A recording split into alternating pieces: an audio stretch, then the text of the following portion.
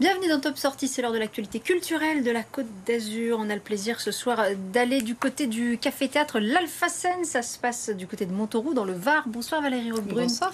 Vous êtes la fondatrice de ce lieu, vous allez nous en parler dans un tout petit instant.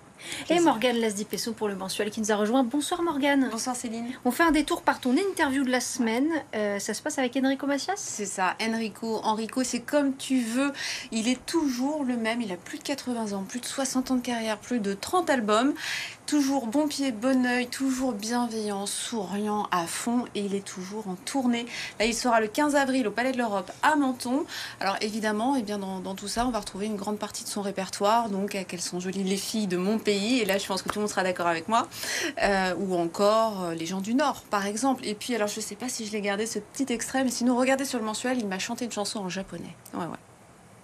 Donner du plaisir, c'est déjà un message important.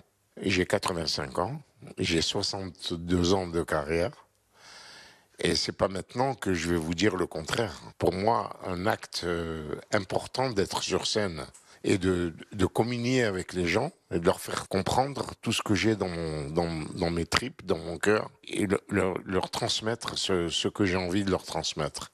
C'est-à-dire des valeurs d'humanité, de fraternité, de paix et de solidarité.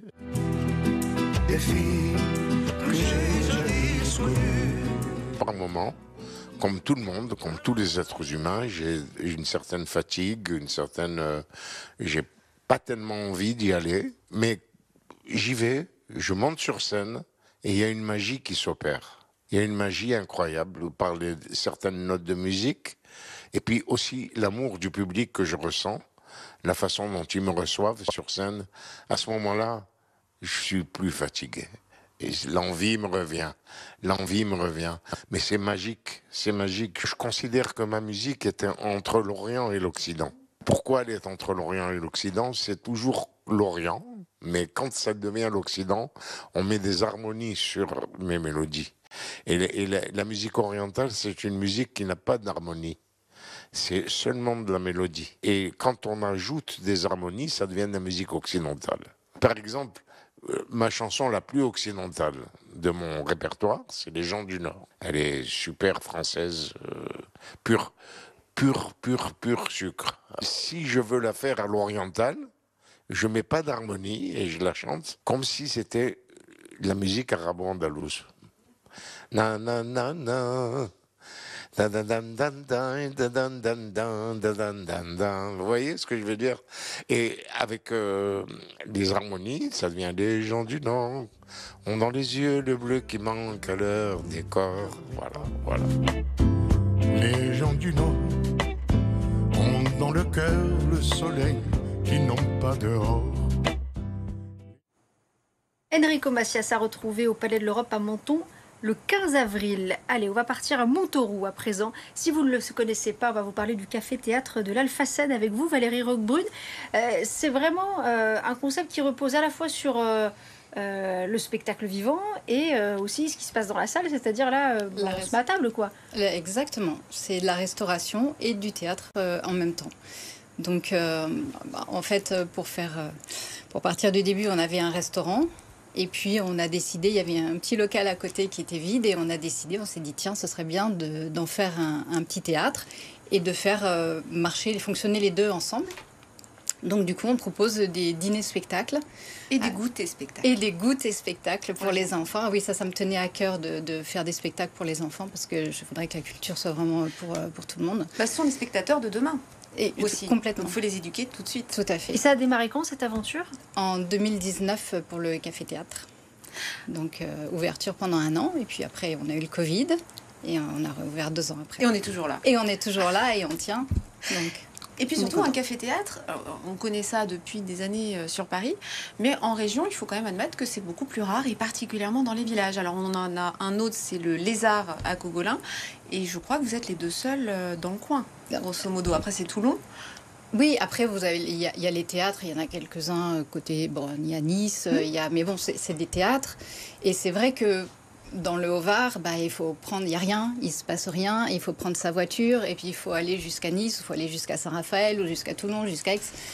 Et là, leur proposer quelque chose sur place, c'est vrai que c'était super sympa. Et puis en plus, contrairement aux villes, il y a des parkings. On peut se garer facilement. Ça, c'est agréable aussi. Et alors, question toute simple, est-ce qu'il y a des gens qui vont jamais au théâtre et qui, du coup, là, se déplacent parce que c'est tout près de chez eux? Parce que c'est à côté, tout à fait. Il y a des gens qui découvrent le théâtre parce que c'est à côté, parce qu'ils viennent au restaurant et puis tout d'un coup, ils voient qu'il y a un café-théâtre à côté. Donc, ils regardent un petit peu comment ça se passe. Ils disent, tiens, on viendra la prochaine fois. Et ils viennent.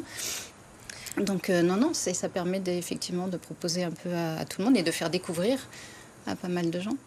Beaucoup de dates qui s'enchaînent. D'ailleurs, oui. Demain, il y a 2 spectacles. Il y a un spectacle enfant l'après-midi et un spectacle adulte le soir. Le soir, avec Jean-Jacques Fiorito, tout à fait ancien journaliste, qui vient faire son spectacle, La farce cachée de l'info. Et après, oui. Ça va s'enchaîner le 11 mai et le 17 mai. Le 11 mai avec Seller. C'est ça.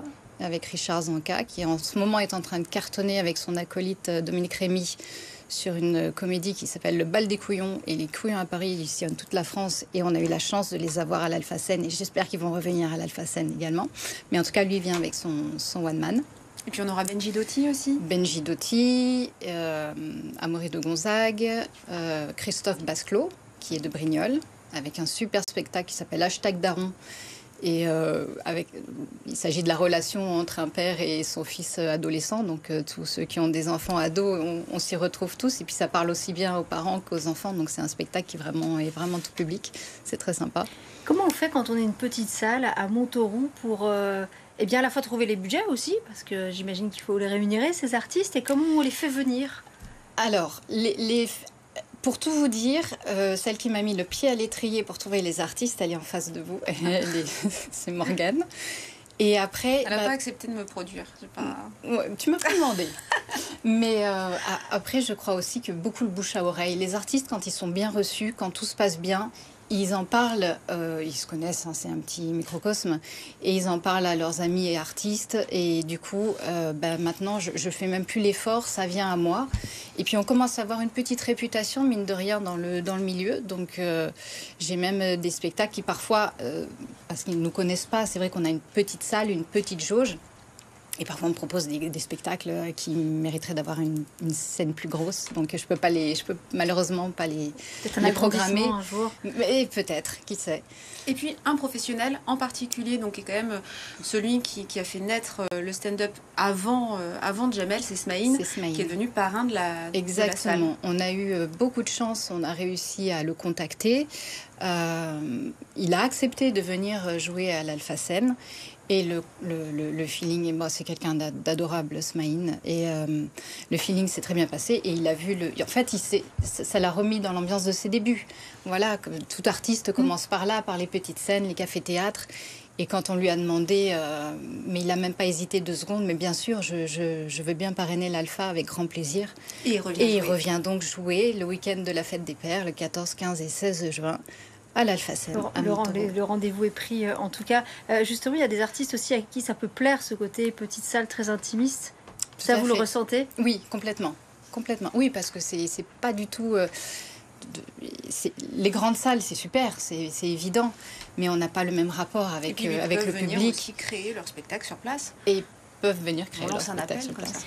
Voilà, allez découvrir le café-théâtre à l'Alpha-Scène à Montauroux. Merci Valérie Roquebrune d'avoir été avec nous. Merci à vous pour l'invitation. Allez, on va passer à l'agenda de Morgane.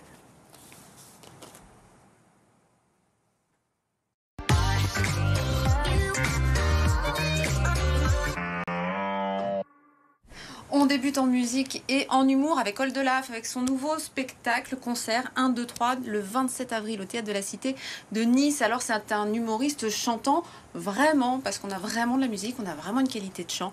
Auteur, compositeur, interprète, entre autres de la tristitude et la peine de mort. C'est un peu façon Martine A, il nous raconte plein de nouvelles en permanence. Moi j'adore ça. Ensuite, les légendes de Nice, ça a débuté aujourd'hui, ça se poursuit jusqu'à dimanche et ça s'achèvera à Aise. C'est une promenade en voiture, un rallye, c'est le concours, c'est le premier concours qui s'est déroulé en 1899 de voitures, je vais y arriver, non j'y arriverai pas, j'ai pas le mot, en tout cas les voitures esthétiques, des vieilles voitures, bref c'est très joli et en plus vous finirez à Aise, magnifique.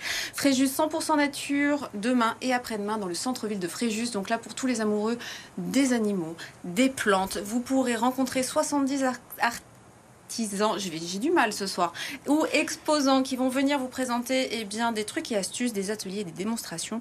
Et puis, si on a encore un peu de temps, on peut aller au théâtre voir une idée géniale, la nouvelle création de Sébastien Castro. 26 avril à Sainte-Maxime-le-Carré, le 27 avril au Palais des Festivals de Cannes, le 28 avril au Théâtre Princesse Grace de Monaco. Ce spectacle a reçu quand même 2 Molières. L'histoire est compliquée à raconter parce qu'il y a une histoire d'agent immobilier qui a un sosie, qui lui-même a un frère jumeau.